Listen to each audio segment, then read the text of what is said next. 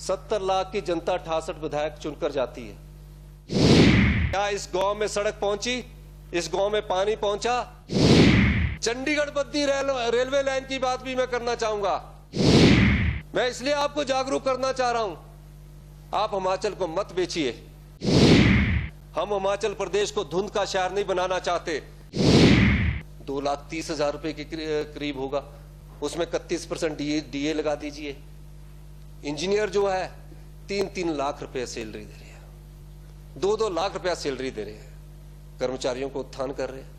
अगर थोड़ी सी दिल को और खोल देते, अगर आप दिल को थोड़ा सा और, एमएलओ को नहीं होगा। और आपको एक चीज और मैं बता दूं, 70 लाख की जनता 68 विधायक चुनकर जाती है।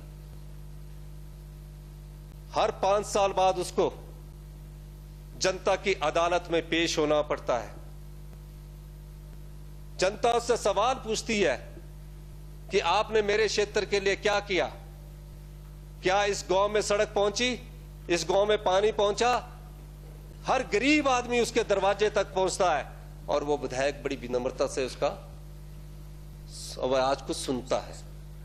हमने नहीं कहा कि हमें चाहिए, हमने कहा कि आपने 6th पे कमीशन दे दिया और मैं पे पैक आपने बहुत अच्छा किया, और उसके लिए आप इस मार्च में 3,000 करोड़ रुपया कर्जा ले रहे हैं। आपने जब प्रदेश को बेचना ही है तो बेचारे जो सरकारी कर्मचारी रोज आपके डंडों, क्या नारा था वो, जयराम जया मामा मंदानी, कर्मचारी यदि सुनदानी, तो आप 3-4 हजार करोड़ रुपया और कर्जा ले लो। उस कर्जे के आधार पर इन बेचारों को ओल्ड पेंशन स्कीम लगा दो, चाहे वो बोर्ड के है, चाहे बोर्ड के है, चाहे कारपोरेशन के है, उन बेचारों को तो बिल्कुल मिलता नहीं। और जो बेचारे 2000 के बाद अधिकारी इस अधिकारी दीक्षा में बैठे हैं, कुछ पत्रकारों को भी लगा दो पेंशन। क्या लगता है? कर्जा ही तो लेना है आपने, लेकिन कर्जा लेने से पहले आप रेवेन्यू जो आपने बांट रहे हैं उस चीज को भी देखो। तो इसलिए मैं आपको कहना चाहता हूं माननीय अध्यक्ष महोदय कि माननीय मुख्यमंत्री जी, आप सब वर्गों का क्या। सुखविंदर जी बैठिए, 5 बजे तक समय था ना, बैठिए तो सही, बस 1 मिनट। अब ये सदन की कार्रवाई 1 घंटे के लिए और बढ़ाई जाती है, 6 बजे तक के माध्यम से कह रहे हैं 1,30,000 सरकारी कर्मचारी है, पर अब आप पहले 2,25,000 सरकारी कर्मचारी थे। ओल्ड आउटसोर्स, सारी बातें आ गई। मैं आउटसोर्स कर्मचारी है, प्लीज आउटसोर्स कर्मचारी है, करुणामूलक कर्मचारी है। माननीय अध्यक्ष महोदय, नहीं प्लीज 2 मिनट अंत तो करने दो, क्लोजिंग तो होने दो।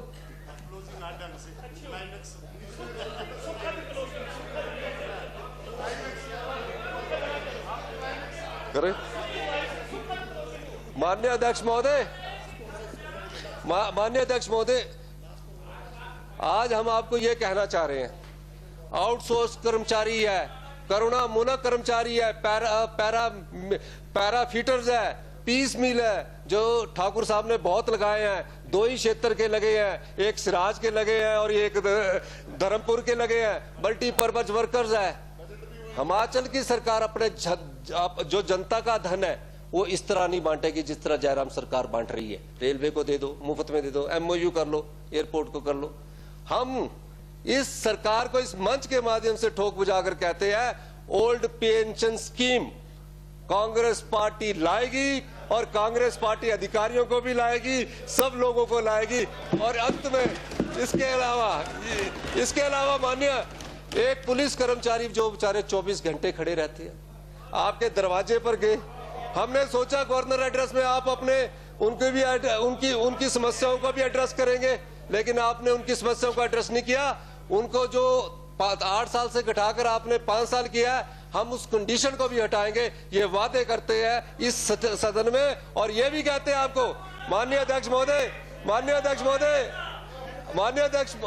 महोदय, ये कांग्रेस के घोषणा पत्र में आएगा, आपने समय दिया। और एक अंत में मैं ये भी कहूंगा कि रोहित ठाकुर जी ने एक बात रखी है। हाँ, शेर पढ़ रहा हूँ।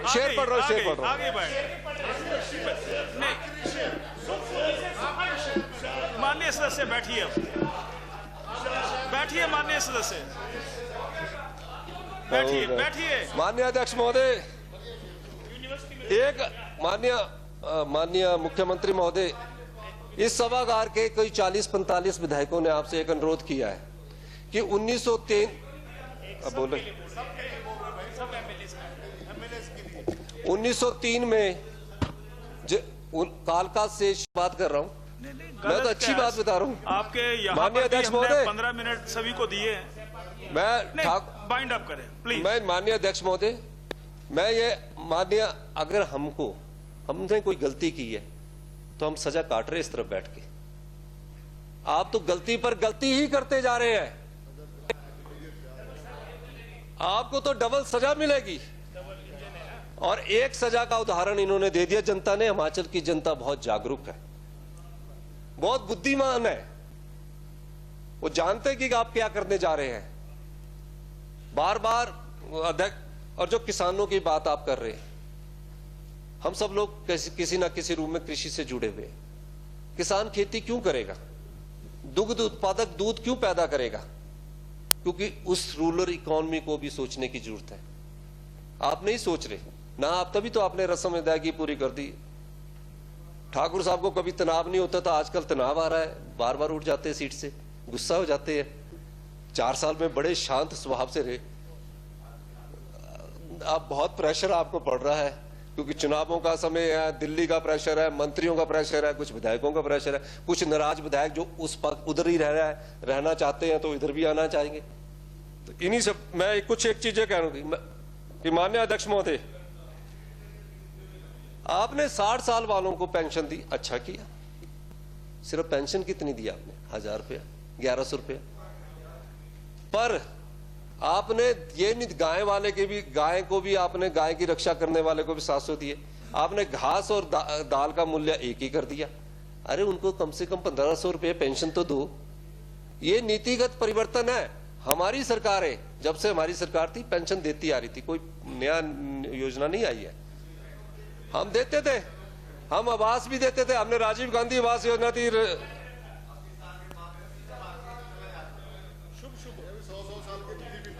माननीय अध्यक्ष महोदय, किसानों के लिए हम आपको इस मंच के माध्यम से कहना चाहते हैं कि अगर कांग्रेस अपने घोषणा पत्र में वेजिटेबल्स के लिए जो गोभी उगाता है, भिंडी उगाता है, आलू उगाता है, प्याज उगाता है, क्योंकि हमने किसानों को देखा है, जब शाम होती है जो सब्जी गोभी, अगर वो फूल गोभी को बेचने जाए, अगर दिन में 30 रुपए की बिकती है तो शाम को 1.25 रुपए किलो बेचनी पड़ती है उसको, कट्ठी 20-20 किलो। हम उनके लिए मिनिमम सपोर्ट प्राइस लाएंगे जैसे एप्पल में लेके आए। यही नहीं, आपने दुग्ध के लिए, दूध उत्पादकों के लिए कुछ नहीं किया, आप 2 रुपए बढ़ा रहे हैं। हम तो इस मंच के माध्यम से कह रहे हैं कि जो दूध उत्पादक है वो क्यों दूध पैदा करेगा जब आप उसे लेंगे ही कम पैसे पर। हम कम से कम जो भी दुग्ध उत्पादक होगा, और इसकी स्टडी की गई है, कम से कम 80 रुपए किलो उस दूध उत्पादक से लेंगे और उस नीति को यहां लागू करेंगे। ये घोषणा पत्र में आएगा हमारे। चलो आप माननीय सदस्य बाइंड अप करें।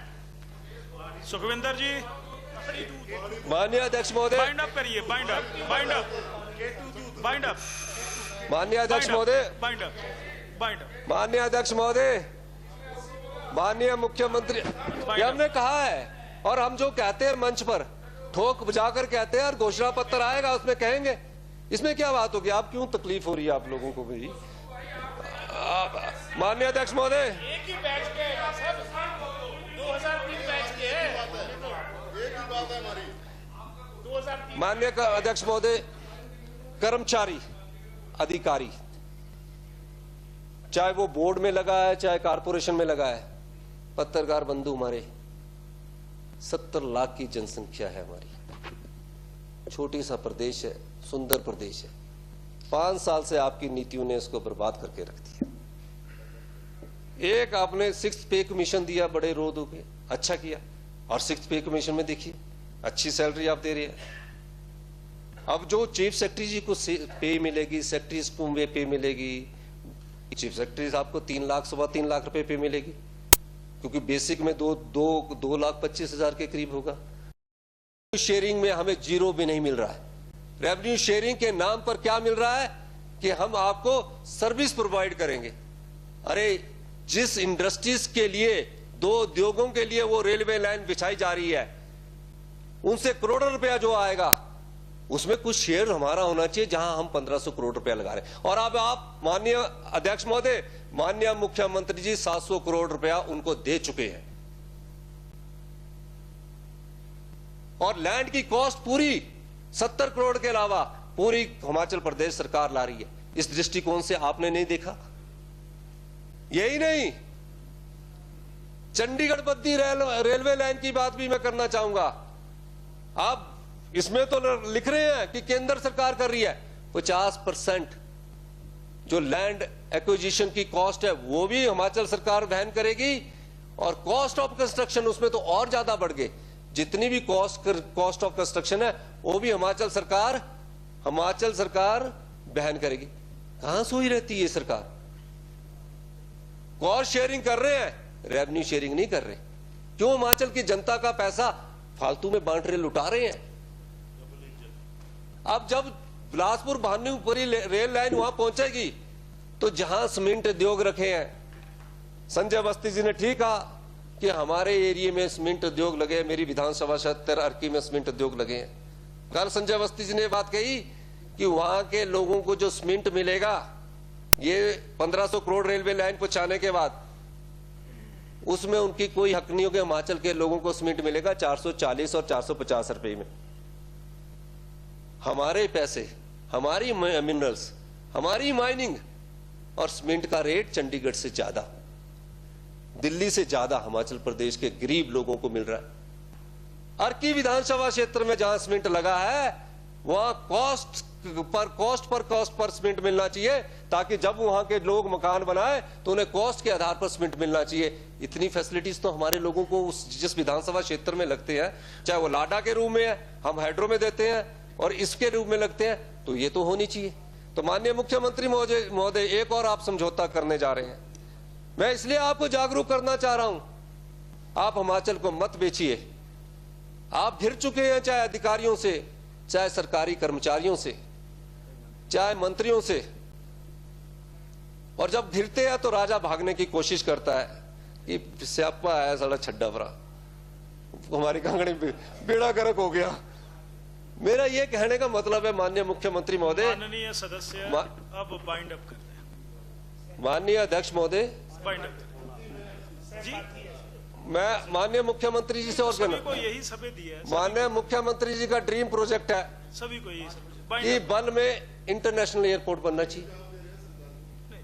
चाहिए, बिल्कुल अच्छी तरह बनना चाहिए। ये जो डिले टैक्टिस है, डिले करप्शन है, इसको भी देखने बनना चाहिए। क्यों नहीं बनना चाहिए? इंटरनेशनल एयरपोर्ट बने, हम उसका स्वागत करते हैं।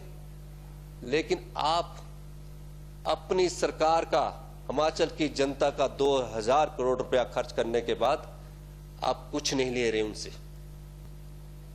योगी ने जेवर में एयरपोर्ट बनाया, अपना रेवेन्यू शेयर रखा, और आप किस पर एमओयू साइन करने जा रहे हैं? सारी जगह आप खरीदोगे, सारी जगह 2000 करोड़ आपने एयरपोर्ट डेवलपमेंट के लिए रख लिया है, प्राइम एरिया आप खरीदेंगे, और जब कॉस्ट शेयरिंग की कर रहे हैं, रेवेन्यू शेयरिंग में आप एक पैसा भी नहीं ले रहे हैं। अगर आपने एमओयू साइन किया तो आपने मंडी की जनता और हिमाचल की जनता को धोखा देंगे, क्योंकि अभी एमओयू आपका साइन होने वाला है। आप कॉस्ट शेयरिंग कर रहे हैं तो रेवेन्यू शेयरिंग भी उसमें कीजिए, आप अपना हक मांगिए। ये हक हिमाचल की जनता का है, ये हक हिमाचल के लोगों का है, ये हक हमारे, हम सब आपका साथ देंगे। लेकिन ये ऐसा नहीं है कि नहीं हुआ है, यूपी गवर्नमेंट ने ऐसा किया है। जेवर इंटरनेशनल एयरपोर्ट बन रहा है, उन्होंने बोला अगर कॉस्ट हम शेयर करेंगे तो रेवेन्यू भी हम शेयर करेंगे। आप उस एमओयू को पढ़िए, आप रेलवे के एमओयू को दोबारा रिवाइव करिए,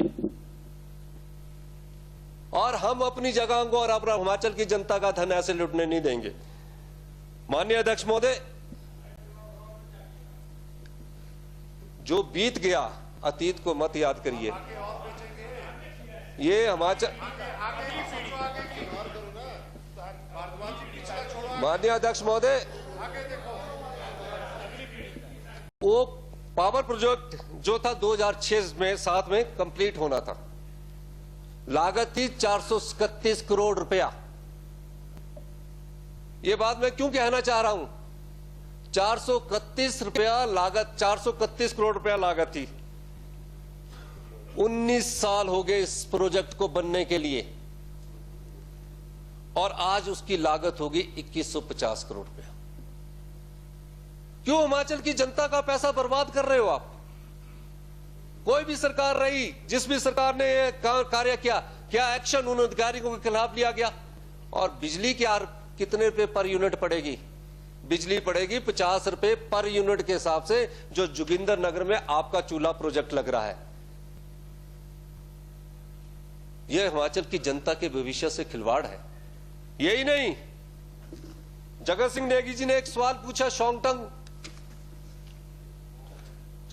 कच्छप बाग प्रोजेक्ट का रिप्लाई आया है। जो प्रोजेक्ट की मिट्टी उठनी थी, माननीय अध्यक्ष महोदय, माननीय मुख्यमंत्री महोदय, कच्छप शोंगटम प्रोजेक्ट में जो प्रोजेक्ट की मिट्टी उठनी थी, मिट्टी उठाने के लिए जो प्रोजेक्ट बनाना था, 121 करोड़ रुपया खर्च कर दिया गया। 450 मेगावाट का प्रोजेक्ट है। क्यों ऐसी लापरवाहियां हो रही है? और अभी तक भी आने वाले 3, 4, 5 सालों में वो प्रोजेक्ट नहीं बनेगा। क्यों नहीं बनेगा? हिमाचल पावर कॉर्पोरेशन उस प्रोजेक्ट को बना रही है, उसमें होल टाइम चेयरमैन की जरूरत है अगर उसमें कमियां रोकनी है। अधिकारी बैठे हैं, जनता हमारी है, पैसे हमारे हैं, बर्बाद कर रहे हैं पैसों को, जहां से हमें रेवेन्यू जनरेट होना चाहिए था। और यही नहीं, आने वाले समय में जिस प्रकार की ऊर्जा नीति माननीय भारतीय जनता पार्टी की सरकार यहां लेके आई है कि 70 साल तक वो प्रोजेक्ट सबके पास रहेगा। क्यों ऐसा परिवर्तन किया गया? बहाना सिर्फ साफ है कि कोई प्रोजेक्ट लगाने नहीं आ रहा। प्राइवेट वाले 12% फ्री पावर भी दे रहे हैं माननीय मुख्यमंत्री महोदय। 12 साल बाद, 30 साल जब प्रोजेक्ट की उम्र होगी, 18% फ्री पावर दे रहे हैं। 30 साल के बाद 10%, 30 साल के से 40 साल के बीच में वो 40% पावर दे रहे हैं और फिर प्रोजेक्ट हिमाचल प्रदेश को दे रहे हैं। आपने नई ऊर्जा नीति बनाई, आप बोलते कि 70 साल तक ये प्रोजेक्ट चलाओ। और बहाना क्या है? बहाना ये है, जम्मू कश्मीर की पावर पॉलिसी बनी, उसका अध्ययन करिए आप। हिमाचल की 2005-6 की पावर पॉलिसी बनी, उसका अध्ययन करिए आप। ये बात मैं इसलिए आपके ध्यान में लाना चाह रहा हूं, अगर आज हमने नहीं सोचा तो भविष्य की पीढ़ी आने वाले समय में हमें गाली देगी कि कैसे नेता इस सभागार में बैठाकर रख दिए थे, जिन्होंने हिमाचल का जो पानी है, जो बहता हुआ सोना है, जिसको हम सोने की संज्ञा दे सकते हैं, उसमें हम कुछ नहीं दे रहे। एसजे बीनल के साथ जो भी आपके एमओयू है, उनको रिवाइव करने की जरूरत है। हम हिमाचल प्रदेश को धुंध का शहर नहीं बनाना चाहते। अगर हाइड्रो में हमको कोई जनरेशन से पैसा नहीं मिल रहा तो धुंध के शहर मत बनाइए माननीय मुख्यमंत्री महोदय। पर्यटन की दृष्टि से हमारे को धुंध के जब शहर बन जाएंगे, हमें पर्यटन की दृष्टि से नुकसान होगा। यही नहीं माननीय मुख्यमंत्री महोदय, एक और चीज मैं आपके ध्यान में लाना चाहता हूं। आपने अपने बजट भाषण में कहा बिलासपुर भानुपल्ली बैरी लेन, बहुत अच्छी बात है, बननी चाहिए। आप देखिए 15 साल पहले जो समझौता हुआ है उसको रिवाइव करने की जरूरत है। उसमें जो उस समय के अधिकारी या कोई भी होंगे, क्या समझौता किया? हिमाचल के लोगों के भविष्य से क्या खिलवाड़ किया कि 1500 करोड़ रुपया बिलासपुर से भानुपल्ली लाइन बिछाने के लिए हिमाचल प्रदेश का जो लैंड एक्वायर करेंगे और जो कॉस्ट ऑफ कंस्ट्रक्शन होगी उसमें 25% जो हमारा शेयर होगा वो हम देंगे। मतलब 1500 करोड़ लगाने के बाद जो हमें कॉस्ट शेयरिंग है वो तो हमसे करवा दी रेलवे ने। फायदा किसको होना है? 2 सीमेंट फैक्ट्रियों को। क्योंकि सीमेंट फैक्ट्री वालों ने उस समय क्या फैसला करवाया सरकार से इस फैसले को और इस ज्ञापन को, एमओयू को भी दोबारा से देखने की जरूरत है। 1500 करोड़ लगाने के बाद, कॉस्ट शेयरिंग में हमें भागीदारी बनाने के बाद, माननीय मुख्यमंत्री महोदय, 70 लाख की जो हमारी जनसंख्या है, उसमें प्रत्येक व्यक्ति, चाहे वो सभागार में बैठा विधायक है, अधिकारी है, या ऊपर पत्रकार बंधु बैठे हैं, पुलिस के कर्मचारी है, सब व्यक्तियों पर, प्रदेश के हर नागरिक पर 1 लाख रुपए का कर्जा चढ़ा होगा। इतना ही नहीं, आने वाले 2 वर्षों में जो बच्चे पैदा होंगे उन पर भी 1 लाख रुपए का कर्जा चढ़ा होगा। ये सरकार की जो डबल इंजन की सरकार है, उसकी नीतिगत सोच है। प्रदेश को कर्जे में छोड़कर जा रहे हैं। हमारे एक साथी भवानी पठानी ने कल ठीक एक कहावत कही कि 2 राजा लड़ रहे होते हैं और जब राजा चारों तरफ से घिर जाता है तो वो भागने की कोशिश करता है। इस सरकार का भी वही हाल है, ये भागने की कोशिश कर रही है, क्योंकि इस सत्ता पक्ष के जो राजा है वो सब तरफ से घिर चुके हैं। और जब राजा भागने की कोशिश करता है तो जो अपने संसाधन होते हैं, जैसे कुएं होते हैं और चीजें होती हैं, उसमें जहर डाल के चला जाता है ताकि वो नष्ट करके चला जाता है। और नष्ट क्यों करना चाहता है? ताकि जो दूसरे राजा ने उसे घेराव किया है उसको उसका फायदा नहीं मिले। इसी प्रकार यह सरकार इस जनता को नष्ट कर रही है और इस जनता को कर्ज के बोझ के तले दबा रही है। इसमें कोई सोच आपकी आगे नहीं आई है, क्योंकि आने वाले वर्षों में हिमाचल प्रदेश के प्रत्येक नागरिक कर्जे के बोझ के नीचे चले जाएंगे। और सरकार की सोच देखिए माननीय अध्यक्ष महोदय, हिमाचल प्रदेश को बेचने का काम अगर कोई सरकार कर रही है तो भारतीय जनता पार्टी की सरकार कर रही है। कैसे? देश तो बिक ही रहा है, मोनेटाइजेशन के तहत बिक रहा है, किसी और चीजों के तहत बिक रहा है, उस पर हम बात नहीं करेंगे। हम तो हिमाचल प्रदेश की बात करेंगे। हिमाचल प्रदेश में संसाधन कैसे बढ़ाए जाएं? हाइड्रो, जिससे हम रेवेन्यू बढ़ा सकते थे, उसकी पॉलिसी आप लाए। 2005-6 में जो पावर पॉलिसी थी माननीय अध्यक्ष महोदय, उस 5-6 में क्या होता था कि जो पावर प्रोजेक्ट हम प्राइवेट पार्टीज को देते थे, सरकार को देते थे, तो पहले जब पावर प्रोजेक्ट शुरू होता था तो 12% फ्री में पावर मिलती थी पहले 12 साल तक। फिर 12 से 30 साल तक वो 30% मिलती थी, और 30 से 40 साल तक वो 40% मिलती थी, और उसके बाद 40 साल बाद वो प्रोजेक्ट वापस हो जाता था। अब इस सरकार ने SJVN के साथ समझौता किया। लूरी 1, लूरी 2, सुन्नी और आपका धौलासिद्ध, क्या समझौता किया आपने? हम लोग नहीं रहेंगे, लेकिन हमें भविष्य की पीढ़ी की चिंता करनी चाहिए। आपने समझौता यह किया कि धौलासिद्ध और लूरी 1 और लूरी 2 जो प्रोजेक्ट है, वो आपने बोल दिया कि ये प्रोजेक्ट सदा के लिए आपके पास रहेगा। जो 12% आपको बिजली मिलनी चाहिए, वो बिजली आपको नहीं मिलेगी। आपने कहा 40 साल बाद हम आपको 25% बिजली वापस करेंगे। और जो प्रोजेक्ट है उसमें 70 साल की जो नई ऊर्जा नीति के तहत आप पॉलिसी लाए हैं, वो 70 साल की भी कंडीशन उसमें नहीं है। तो आप सरकार के हितों को, हमारी हिमाचल की जनता के हितों को बेच रहे हैं। आपने कहा, आपने जो रिसोर्स पैदा करने वाले हैं उसमें कहा आपने कोई राइडर लगाया है? और नई ऊर्जा नीति में जब प्राइवेट वाले, माननीय अध्यक्ष महोदय, प्राइवेट वालों पर हम 40 साल की कंडीशन के बाद वो पावर प्रोजेक्ट वापस लेने की बात करते हैं, तो जो PSU के तहत आपने पावर प्रोजेक्ट दिए हैं उसमें क्यों समझौते हो रहे हैं? क्यों हिमाचल के लोगों के हितों से खिलवाड़ हो रहा है? और देखिए, इस सरकार के हाल देखना मैं आपको बताना चाहता हूं। माननीय अध्यक्ष महोदय, एक पावर प्रोजेक्ट है जो जोगिंदर नगर में चूल्हा नाम के पावर प्रोजेक्ट से जाना जाता है।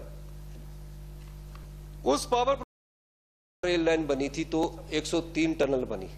हमने ये आपसे अनुरोध किया, 40-45 विधायकों ने आपको साइन किए कि विधायक प्राथमिकता में, क्योंकि हिली ट्रेन कई जगह 70% हिमाचल हिली ट्रेन है, तो टनल बनाने के लिए विधायक प्राथमिकता में, अगर विधायक अपनी प्राथमिकता में देना चाहता है तो उसको अपने अभी जो विधायक प्राथमिकता है उसमें सम्मिलित किया जाए। इसके अलावा माननीय अध्यक्ष महोदय, मैं एक और कहना चाहूंगा कि आपने बड़े जोश से कहा कि 150 करोड़ देंगे। रोहित ठाकुर जी ने यहाँ बड़े अच्छे आंकड़े आपके सामने रखे। 150 करोड़ 5 साल में आप हमें देंगे। आप बोलते हैं 2 पीडब्ल्यूडी की सड़कें हैं, दो सिंचाई की सड़कें हैं, 2 ड्रिंकिंग वाटर की सड़कें हैं और 2 रोपवे की सड़कें हैं। मेरा यह मानना है कि आप इन सब रोडों को 1 साल में खर्च करने के लिए 2-2, 3-3 करोड़ रुपया दे रहे हैं। आप कम से कम इसको 150 करोड़ को बढ़ाकर 180 करोड़ दे दो। आपका क्या जा रहा है, आपने तो कर्जा ही लेना है, संभालना तो हमने ही है। तो इसलिए आप इस कर्जे को और बढ़ा लो। तो आपसे अनुरोध है कि प्रदेश हित में आप इस तरफ सोचिए। मैं आपकी एक योजना जिसमें आपने एक अच्छा 2 योजनाएं आपने नई शुरू की, बाकी मैंने सारी देखी, सारी कांग्रेस ने की। एक सहारा योजना, आशा जी ने बोला 5000 कर दो, आपकी योजना शुरू की। जब आपने योजना शुरू की है तो इसमें बढ़ाने में कोई हर्ज नहीं होना चाहिए। और आपकी एक और योजना है 1100, अंतिम है, 1100 की जो योजना है, आपकी योजना अच्छी योजना है, लेकिन उसकी इम्प्लीमेंटेशन जो है वो ठीक नहीं है।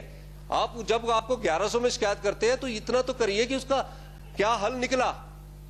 तो इस चीज को भी आप देखिए। माननीय अध्यक्ष महोदय, विश्वविद्यालय में आप बड़े शांत हुआ करते थे, आजकल हर पर घंटी बजाते रहते हैं। आपने थोड़ा सा तो आप ख्याल रखिए। आप हमारी बात को डाइवर्ट करने की कोशिश करते हैं। माननीय मुख्यमंत्री जी, कुछ बातें हमने आपके सामने रखी है और कुछ MOU करने जा रहे हैं, SJVN के साथ आप समझौते करने जा रहे हैं। हिमाचल को मत बेचने दीजिए, यही मेरा अपना अनुरोध है। आपने समय दिया अध्यक्ष महोदय, आपका बहुत बहुत धन्यवाद।